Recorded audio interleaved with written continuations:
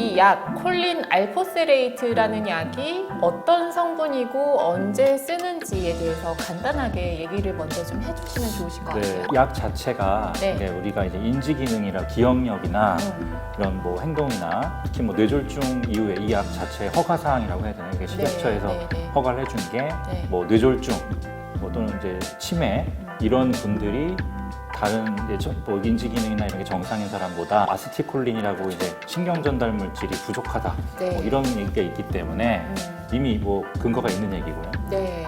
이거를 이제 부족하니까 외부에서 보충을 하려면 이제 그거를 뭐 머리에다가 뇌에다가 아세틸콜린을 주입하고 그럴 수는 없기 때문에 복용을 하든 뭐 어쨌든 간에 이제 섭취를 이제 우선 하고 그리고 이제 지금 나와 있는 일종의 치매약이라는 거는 그게 이제 전구 물질 이거를 오랫동안 쓸 수 있게 예, 흡수도 많이 잘 되게 해주고 네. 오랫동안 쓸 수 있게 해주고 이렇게 이제 되는 약이라 일종의 보충해 주는 거라고 네. 생각하면 될 것 같습니다. 그러니까 우리가 이제 치매가 있을 때는 치매약을 보험으로 처방받아서 이제 다들 복용하시게 되는데 경도인지 장애다 이렇게 이제 치매 전 단계라고 진단을 받았을 때는 사실 이제 먹는 약이 한계가 있잖아요. 치매약이 보험이 안 되기 때문에. 맞습니다. 그래서 공식적으로 브레인필, 그러니까 뇌기능 개선제라는 거 종류가 한 3-4가지가 되는 걸로 네. 이제 다들 알고 계실 거고, 첫 번째 대표적인 콜린 알포세레이트, 뭐 진코 빌로바, 뭐 옥시라세탄 여러 가지가 있는데 사실 그 경도인지 장애라고 하더라도 뇌 병리상으로는 알츠하이머병이 있는 경우도 많잖아요. 맞습니다. 이렇게 그냥 통계적으로 연구를 한 게 아니라 정말 이제 그 연구의 바탕으로 해서 저희가 이제 치료제를 쓰는 거기 때문에 그렇게 알고 계시면 될 것 같고, 그럼 이제 본격적으로 이제 논문에 대해서 말을 좀 했으면 좋겠는데 이 논문이 나오게 된 배경에 대해서 먼저 얘기를 좀 해볼게요. 논문이 출처가 어디인가, 그러니까 연구 대상자가 어떻게 모집이 됐고 아니면 이걸 통계적으로 어떤 방법을 사용했고 그리고 이거에 대한 이 연구의 펀딩도 사실 중요하지 않나요? 펀딩은 중요하고 이분들이 이제 일단은 의도가 네. 뭐 특정 이 약제를 뭐 콜린 알포세레이트를 복용을 한 사람하고 네. 안 한 사람하고 비교를 했더니 한 사람이 결과가 안 좋다, 뇌졸중이 네. 잘 생긴다, 네. 뭐 이거를 이제 얘기를 하신 것 같은데요. 네. 근데 좀 문제점들이 여러 개 있습니다. 우선 뭐 디자인은 나중에 말씀을 드리더라도 네. 이 자료의 소스가 네. 어디서 왔냐라는 거는 네, 좀, 그쵸. 좀 아쉬운 점이죠. 연구 대상자가. 뭐 제 논문 뭐 이 중에 한 절반은 공단 자료로 해서 이 공단 자료를 어떻게 사용하고 어떻게 신청하고 한계점이 뭐 이거는 좀 이분들보다야 아니겠지만 조금 안다고 생각을 하는데 네. 약으로 하는 연구는 좀 굉장히 위험합니다. 그리고 그게 결론이 산으로 갈 수가 있기 때문에 네. 저는 이런 경우가 좀 그렇다고 생각하고 네. 말씀하신 펀딩도 이분들이 이제 그 논문에는 이제 잘 솔직하게 말씀을 주셨어요. 거기서 뭐 펀딩을 받았다고 지원을 받았다고 하셨는지 아마 펀딩 소스에 뭐 지원을 받았다고 이렇게 하셨는데 네, 네. 이제 제가 듣기로는 뭐 전혀 이제 관여를 안 하셨다. 그게 이제 지원을 받으셨는데 이런 이제 세세한 연구 얘기까지 하는지 모르겠지만 이제 이분들이 한번가 아쉬운 부분이 있는데 이제 이분들이 제시한 거에 이 데이터셋 번호가 네. 여기 한번 좀 봐도 되나요? 네, 제가? 네, 네, 네. 여기 번호가 이것도 이런 대가이신 분들이면 좀 실수하시는 거는 저는 조금 같이 공단 연구하시는 입장에서 이런 거는 좀 안 하셨어야 되는 게 아쉬운 부분이 있잖아요. 네. 보시면은 뭐 NHIS 네, 그죠. 2017 2463이라고 돼 있는데 네. 요게 네. 이제 구글에 네. 요걸로 검색을 하시면 논문이 이분들이 쓰신 게 요 논문을 이번에 발표하신 것 중에 3개가 나오는데 이 말씀을 왜 드리냐면 요 연구가 제가 보니까 뭐 인로를 이거를 이제 네, 네, 네. 2006년부터 8년을 먹었고 네. 뭐 특정 시간대에 뭐 거의 뭐 1,500만 명을 그쵸. 인로를 네. 하셨는데 네. 이거는 대한민국 전수입니다. 제가 봤을 때. 네. 전수인데 제가 무슨 말씀하는지 벌써 느낌이 오시죠? 네. 뭐냐면 표본 코호트랑 이 맞춤형 코호트랑 지금 하신 연구랑 데이터셋이 당연히 다를 수밖에 없어요. 똑같을 수가 없거든요. 네, 네. 근데 이게 데이터셋의 소스는 셋 다 똑같으면 이제 저 같은 사람은 뭐 데이터가 설마 데이터셋을 똑같은 걸 쓸 리가 없는 거죠, 그냥 N수에서. 근데 이게 왜 말씀드리냐면 이게 1,500만 명이나 되는 사람을 이제 그 해에 네. 10년을 딱 추적 관찰을 했다 치면 그걸로도 한 뭐 200기가 이상 데이터가 네, 쌓일 네, 거고 네. 그 중간에 여기서 이제 분명히 리뷰어가 이 네. 심사자가 네. 이게 지금 그거 이 정도 갖고 보정한 걸로 매칭을 해서는 의미가 이게 좀 믿을 수가 없으니 이것도 하고 저것도 고려를 해달라고 분명히 했을 거고 그래서 검진 데이터셋을 500만 명을 또 그 갖다 붙였다고 하셨어요 여기서 네, 네, 제가 네. 기억엔 그렇습니다. 어. 그러면 이제 물론 알아서 하셨겠지만 네. 제 경험상 그러니까 제가 틀렸을 수 있는데 네. 제가 저의 심정적으로는 이거는 좀 공단에서 데이터를 셋을 구축하실 때 많이 도와주신 게 아닌가 또는 정책 과제나 뭐 어떤 과제로 뭐 이렇게 하여튼 프로젝트일 수도 있다. 제가 틀렸을 수 있습니다. 무슨 네. 소송 당하는 거 아니에요 이러다가? 아니 근데 그런 거 이건 아니에요? 유튜브니까 그런가요? 저희가 어떤 말이든 할 수 있잖아요. 뭐 그런가요? 가세연도 하는데. 그런가? 근데 이분 네. 제가 말씀드리고 싶은 건 여기 이 저자 뭐 교신 저자님이든 일 저자님이든 이 공단에서 어떤 역할을 했는지 방송에도 유튜브도 네, 네. 무슨 되게 큰 유튜브도 나가셨다고 그랬었는데 제가 이 데이터셋을 그냥 정말 이게 공단에서 도와준 게 없는 건지 네. 뭐 그냥 솔직하게 한 번쯤 얘기해 주시면은 네, 좋을 것 네. 같아요. 저도 그냥 이제 건전하게 그냥 이렇게 건강한 토론이 됐으면 하는 바람이 있고요. 이게 왜 제가 이런 얘기를 들었냐면 예전부터 이거 그 급여 적정성 재평가 할 때 항상 문제가 맞습니다. 제기가 됐던 거거든요. 왜 미국이나 유럽에서는 건강기능식품으로 들어가는 약들이 우리나라에서는 왜 건보, 재단을 갉아먹는 게 되냐. 그러니까 1년에 그 청구액이 3,500억 원이니까 사실 많기는 많거든요. 맞습니다. 네, 네. 근데 이제 꼭 그 문제를 가지고 이걸 학술적으로 또 이렇게 해야 되는지 좀 의문이 있고, 그리고 우리가 이제 또 사실 그 일반인들이니까 잘 이해를 못 하실 수 있는데 의사가 약을 처방을 할 때 이제 건강보험공단 요 자료에다가 상병을 넣잖아요. 맞습니다. 네, 근데 이제 이거를 뭐 치매나 경도인지 장애가 있을 때 약을 이렇게 콜린 알포세레이트를 처방하기도 하지만 뇌경색이 없는데도 그냥 뇌에 조그맣게 하얀 점이 좀 있다 하면 뇌경색 처방을 넣는 그런 맞습니다. 상병명을 넣는 경우가 있어서 그게 엄청나게 교란이 되지 않았을까 하는 의문도 있거든요. 저는 매우 동의합니다. 네. 그럼 제가 이제 구체적으로 연구에 좀 들어가 보도록 할 건데요. 그러니까 이제 콜린 알포세레이트를 사용한 군 그리고 복용하지 않는 군 이렇게 양측의 양군 간 비교를 했었는데 이 연구라는 게 뭐 독립 변수 있고 종속 변수 있고 이제 연구를 모르는 사람들도 한 번은 들어봤음직한 이런 단어들이 있는데 그러니까 이 아까도 말씀하셨지만 뇌졸중을 일으킬 수 있는 위험인자에 대한 변수가 잘 이렇게 통제가 됐냐 그거가 문제거든요. 그거에 대해서 어떻게 생각하세요? 개인적으로는 모든 약이 네. 이유가 있어서 공단에서 또는 심평원에서 그 급여사항으로 해준 것 같고 해줬을 거라고 생각을 하고요. 네. 근거가 부족하면 말씀하신 대로 저는 사실 허가사항대로 써야 된다는 주의인데 네. 의사 선생님이 꼭 신경과나 신경외과가 아니더라도 네. 충분히 뭐 인지기능 검사를 했는데 네. 뇌졸중이 있고 인지기능 떨어져 있고 그리고 뭐 거기서 확실히 증거가 있다고 생각되면 처방을 합니다. 그런 인디케이션은 그래서 뭐 이게 그래서 이제 4상 임상을 지금 하고 있는데 이런 사건이 터져서 네. 제가 사실 이것도 저도 밝혀야 될 것 같아서 그 네. 식약처에서 이제 그러면 그 회사에서 다 책임지고 꽉 나오면 책임지고 네. 그 연구를 해서 네, 데이터를 네. 내놔라고 하셨지 않습니까? 네. 네. 뭐 제가 사실 이제 PI 중에 한 명이거든요. 아, 예. 잇놀이 안 됩니다. 제가 임상시험센터장이라 나름 잇놀 잘은 모르겠지만 하여튼 설득을 하고 이렇게 하는데 조금 다른 사람보다 조금 잘한다고 생각하는데 네. 이 사건 터지고 환자들이 이제 일단 이 약을 안 먹고 싶어라 하는군요. 그 임상시험 디자인의 한 중요 부분 하나가 환자는 동의를 해주세요. 네. 교수님이 하라 그러면은 뭐 할 수 있죠라고 했는데 그게 이제 중요한 부분이 객관적으로 이제 주관과 객관의 인지기능 평가할 때 보호자 평가가 있거든요. 네. 보호자들은 이거 인터넷 검색해 보시고 네. 이거 이렇게 위험한 약을 임상시험 한다고 해야겠지. 독약 먹인다 아마. 안 돼. 하여튼 뭐 그걸 소리는 그럴만 다른 소리. 하겠네요. 그렇죠. 그런 네. 이슈가 좀 있는데 좀 속상한데 그건 뭐 저의 개인적인 사정이고 말씀하신 대로 이게 이런 거죠.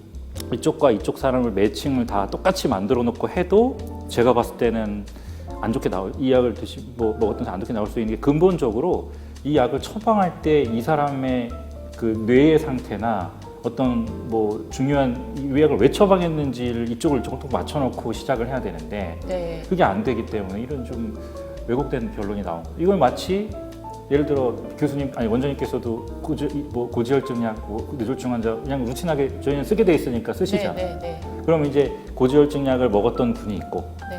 안 먹는 사람이 있는데 네. 지금 이렇게 요 연구자님들께서 하신 방법대로라면 네. 마치 고지혈증 약을 먹으면 나중에 뇌졸중은 재발을 더 확률이 높으니까 이쪽 네. 분이 네. 뭔가 이상하니까 고지혈증 약을 처방했는데 네. 고지혈증 약을 드시면 뇌졸중이 더 잘 생긴다. 이건 똑같이 되는 거죠. 그렇게 오해할 수 있죠. 제가 봤을 때는 이 저자분이 이런 어떤 식품이나 약을 먹었을 때에 네. 뭐 영양이나 이런 거에 관심이 굉장히 많으신 것 같아요. 네, 왜냐하면 네, 네. TMAO를 이제 알고 있는 의사들은 많지가 않은데 네. 식품 섭취 가이드라인을 네. 제정할 때 제가 지질 파트를 했는데 네. 그때 네. 제가 뭐 했던 경험으로 볼 때 네. 재작년에 2020년도 버전이 업데이트가 됐거든요.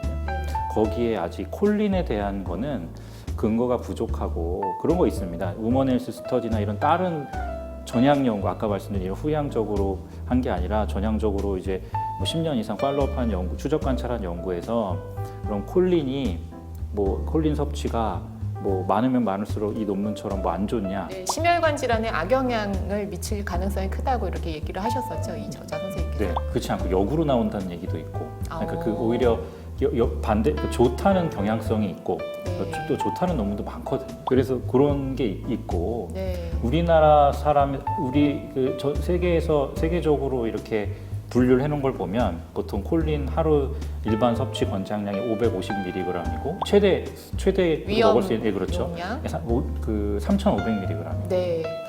그런데 상한선은 거의 따르는 것 같습니다. 근데 이제 우리 콜린이라는 게 뭐 식품에서도 섭취가 되고 몸에서도 만들어지고 하는데 이제 부족하니까 식품으로 주로 이제 계란에 많은데 네. 여러 연구에서 요 콜린 알포세레이트를 먹었을 때 뭐 콜린이 증가하고 그것 때문에 TMA가 올라간다는 얘기도 있고 또 별로 올라는 가는데 많이 올라가지 다른 이 콜린을 섭취할 때 여러 가지 방법이 있을 거 아닙니까? 네. 상대적으로 덜 올라간다. 그러니까 이게 콜린은 올라가는데 TMAO로 변환하는 게 되는 게 많이 올라가지 않는다. 이제 그 콜린을 그럼 동물성 그런 음식으로 해서 섭취했을 때의 이런 결과가 심내혈관에 미치는 영향이 있을 거고 식물성 콜린은 이제 이런 콩이나 이런 데 많은데 사실 우리나라에서 만드는 콜린 알포세리트는 다 식물성이거든요. 콩에서 추출한 콜린. 네. 그러니까 똑같은 콜린이라고 하면 또 할 말이 없는데 수용성, 지용성 문제도 있고. 그러니까 어떻게 보면 이제 그러니까 이분들의 가설이 저도 이게 공단 자료를 쓰면 항상 기전을 얘기하기가 굉장히 어려운 거지 그쵸. 않습니까? 네. 근데 이게 가설이 이걸 먹으면 TMAO가 올라갈 거니까 이게 실제로 이렇게 나왔으니 이걸 이것 때문이다. 콜린을 너무 많이 먹으면 TMAO라는 게 올라가서 심내혈관 질환이 생길 가능성이 높다라고 이제 결론을 내리셨는데 TMAO 값을 제시를 해야 되는 거죠. 정확하게 하려면. 그렇죠. 네. 저보다 이 저자분이 더 잘하실 거예요. 영양을 하셨던 분이다. 이런 얘기도 네, 제가 들었는데 네. 그러면은 좀 이 결과가 이렇게 나오니까 어떻게든 이제 잘해서 설명을 하시고 싶었겠지만 이게 좀 가설이 좀 잘못되신 게 아닌가. 그래서 그러니까 사실 신경과 의사들도 그렇게 생각하는 게 콜린 알포세레이트 우리가 진짜 그냥 주는 거는 아니다. 뭔가 이제 에비던스가 있고 인지 기능이 떨어진 사람들에게 보조적으로 약을 드리는 거고 이걸 먹는다고 해서 사실 막 엄청나게 또 드라마틱한 기대 효과가 있는 거는 또 아니잖아요. 네, 그래서 원장님. 그런 거는 뭐 회사에서 싫어할 수도 있지만 그 밖에 이제 논문에 대해서 이런 것들 다 이제 지적을 해주셨는데 그러니까 저도 이제 논문 읽어봤을 때 제외한 군이 있단 말이에요. 일단 알츠하이머 환자들을 빼버렸어요. 네. 콜린 알포세레이트를 처방하는 사람들은 사실 알츠하이머로 그 진단을 받은 사람들을 좀 많이 쓰거든요. 왜냐하면 연구가 아스코발바라는 스터디가 정확합니다. 네, 이 도네페질이라고 하는 약과 과 콜린 알포세리트를 같이 먹었을 때 효과가 있다는 더 좋다. 논문들이 네네. 있어서 맞습니다. 알츠하이머병으로 진단을 받은 사람들이 오히려 조금 더 먹는 거를 권유를 하는 경우가 있는데 저도 그렇습니다. 네, 근데 이제 그 환자들이 싹 빠져버렸다는 거죠. 네. 네, 그것도 좀 문제가 있을 것 같고 사실 뭐 경도인지 장애라고 하더라도 아까 말씀하셨던 것처럼 워낙에 이 뇌졸중 위험 인자를 갖고 계신 분들이 많아요. 치매나 뇌졸중이나 위험 인자들이 다 겹치기 때문에 두 개를 이제 공유하는 경우들이 많아서 이 약을 먹는 게 뇌졸중의 위험을 높인다라는 건 조금 아니지 않나 하는 그런 생각이 네, 드네요. 좀 아쉬운 부분이 있습니다. 저는 제가 이 연구팀 이 입장으로 가서 네, 네. 이쪽 편을 한번 네. 들어보자면 의도가 어떤 아니 그러니까 무슨 악의적인 의도는 네, 당연히 네, 없으셨을 네, 거고 네. 연구자님이 그쵸, 연구를 해서 연구죠. 좋은 논문에 됐는데 축하드리는 일이고 네. 아니 뭐 진짜 뭐 우리나라에서 이렇게 뭐 임팩트가 막 8점대 가는 논문을 좀 잘하신 거고 훌륭하다고 생각하는데 네. 생각합니다. 네. 근데 그러니까 의도가 어떤 건지는 알겠어요. 예를 들어 뇌졸중, 뭐 TIA 뭐 다 네, 뺐다고 네, 제가 봤을 때 이게 제대로 뺀 건지는 모르겠어요. 왜냐하면 네. 그 원장님께서도 물론 어큐트 스트로크 환자한테도 뭐 이 콜린 알포세를 처방하시지만 외래에서 대부분 그렇죠. 사진을 찍고 저도 그렇거든요. 네. 뭐 처음에 뭐 이게 뭐 급성 뇌졸중 환자한테 효과 있다는 얘기 없으니까 저도 뭐 그냥 일단 치료부터 해놓고 나중에 외래 왔는데 뭐 기억력이 떨어지고 그죠. 검사해보시고 했는데 떨어지면은 이것 때도 드셔보시든지요. 뭐 이렇게 되는 상황이었는데 네, 네. 이분들 정의로라면 확실히 그 입원 당시에만 제외한 건지 이게 지금 그 정의 변수 정의라면 그럼 외래에서 이 뇌졸중으로 코딩이 잡힌 사람은 그냥 다 포함이 된 건지 잘 모르겠고 그러니까 이분들 의견을 따라가면 이분들이 하고 싶은 얘기는 그냥 제가 봤을 때 이거 순순히 제 뇌피셜입니다. 근데 그 뭐 치매나 뇌졸중은 이제 사람이 그런 병력이 없는 사람한테 요렇게 콜린 알포세리트를 그냥 막 처방하면 안 좋겠다. 네네. 뭐 근데 거기까지는 억셉터블 해요. 근데 이제 나중에 뇌졸중이 더 생긴 위험성을 높인다. 그리고 이분이 좀 저는 제가 같은 데이터 저는 일단 이렇게 안 했을 거고 저라면 뇌졸중 환자만 갖고 했겠죠. 네. 그걸 이제 케이스 온리 디자인이라고 하는데 그 한 질환에서 먹었던 거 안 먹은 사람을 비교를 해야 그나마 이 바이어스든 그 혼란 변수등이 줄어드는 건데 이렇게 하면은 아까 말씀드린 여러 가지 이유가 생기고 근데 이분들이 이걸 갖다가 KFD 블랙박스에 올려야 되고 뭐 식약처에서 조사를 해야 된다고 하신다고 이런 얘기를 하시면은 와 이건 좀 원장님 이거는 좀 많이 나가는 것 같습니다. 그러니까 우리가 지금 사실 환자 입장에서는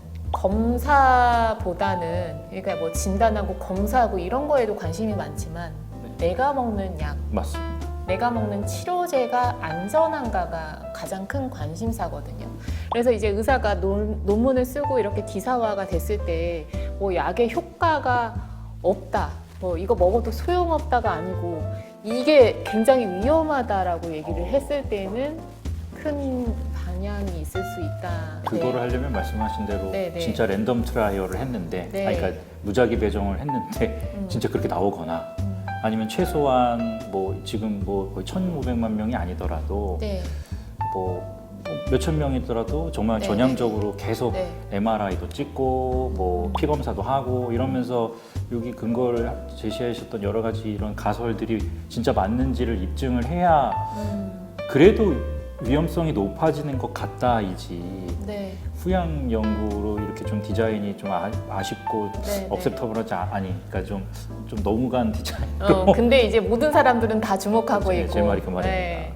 이제 보통은 사실 교수님들이 논문을 쓰실 때 이제 많이 논문을 쓰시지만 본인이 봐왔던 환자들은 그렇죠. 이상으로. 네, 그렇죠. 본인이 주로 보는 뭐 뇌졸중에 대해서 쓰고 치매 선생님들은 치매에 대해서 쓰고 이렇게 하시거나 아니면 교수님들이 다기관 연구로 해서 이제 RCT라고 하는 스터디를 하시는데 그러니까 치매를 주로 보시지 않는 선생님들이 이런 스터디를 한 거에 대해서 오류가 생기지 않았나 하는 궁금증들도 있는데 이거 어떻게 생각하시나요? 제 개인 생각은 네. 뭐 연구자가 뭐 하고 싶으면 하는 거죠. 네, 네.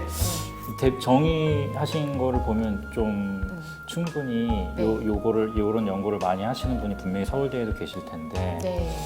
뭐 같이 코업을 하시거나 방법은 제대로 된 건지 문제는 없었는지 그런 것들을 충분히 상의하시고 진행하셨던 게 했으면 더 일단 이런 논문이 안 나왔을 거고 더 좋았지 않았겠나. 왜냐하면 그쵸. 말씀하신 대로 계속 나오는 얘기지만 이 약을 왜 처방하는지 제가 봤을 때 이 연구님 저 팀에서 이 콜린 알포세레이트를 뭐 그냥 적대적인 그런 느낌이 아니고 그냥 뭐 한 1000명만 처방해 보시면 인디케이션에 맞게 네. 이게 이런 경우에 처방을 하는구나 이 신경과나 신경외과 의사가 주로. 그러니까 이제 뭐 아니면 뭐 다른 개인 병원이든 어쨌든 간에 네. 어떤 경우에 그리고 이때 시점은 지금이야 뭐 신경과나 신경외과 재활의학과가 아니더라도 다른 데서도 다른 진료과에서 엄청 많이 처방하신다고 제가 들었는데 네. 요 연구가 막 할 때는 사실 거의 신경과나 신경외과에서 거의 처방이 아마 맞아요. 됐을 건데 네. 이제 그러니까 제 생각엔 저도 신경과 의사지만 신경과나 신경외과 그 교수님이나 여러 선생님들께서 이제 일단 저희 과만 해도 다들 막 별로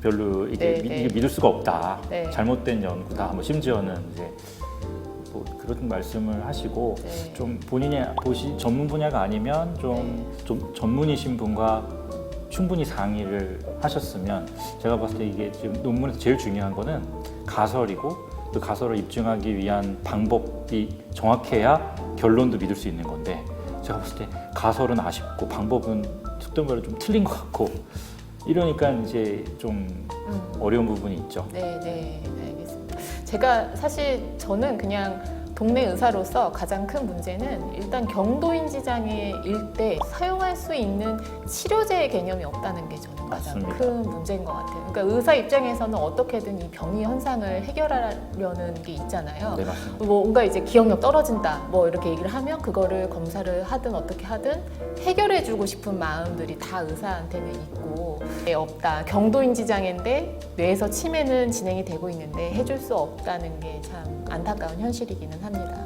그러니까 이제 경도인지 장애라는 진단도 이게 제대로 됐는지도 모르겠어요. 그렇죠. 사실 경도인지 장애 듀투 뭐 때문에 생겼냐 맞습니다. 할 때 이제 알츠하이머 치매 때문에 생겼다라는 진단이 또 따로 있잖아요. 우리가 알고 있는 그런 경우에는 치매 진단은 사실 건보에 입력을 하지 않기 때문에 또 이런 문제들이 생길 수 있고. 그래서 이제 우리 송태진 교수님 오늘까지 여기까지 이제 말씀 들어봤는데 사실 이제 신경과 의사들 다 요 정도로 생각을 하고 계셔서 다음에 또 이제 좋은 의견 있으시면 같이 공유하도록 하겠습니다. 좋은 기회 주셔서 감사하고 네. 저도 이 논문에 대해서는 좀 하고 싶은 얘기가 워낙 많았는데 그래도 톤다운은 해야 될 것 같고 네. 근데 혹시나 뭐 이걸 보고 공단에서 뭐 내일 당장 실사 나오는 거 아닌지 오늘까지 좋은 말씀 해주신 우리 송태진 선생님 너무 감사드리고요. 감사합니다. 네, 또 다음 시간에 뵙도록 하겠습니다. 감사합니다. 안녕히 계세요.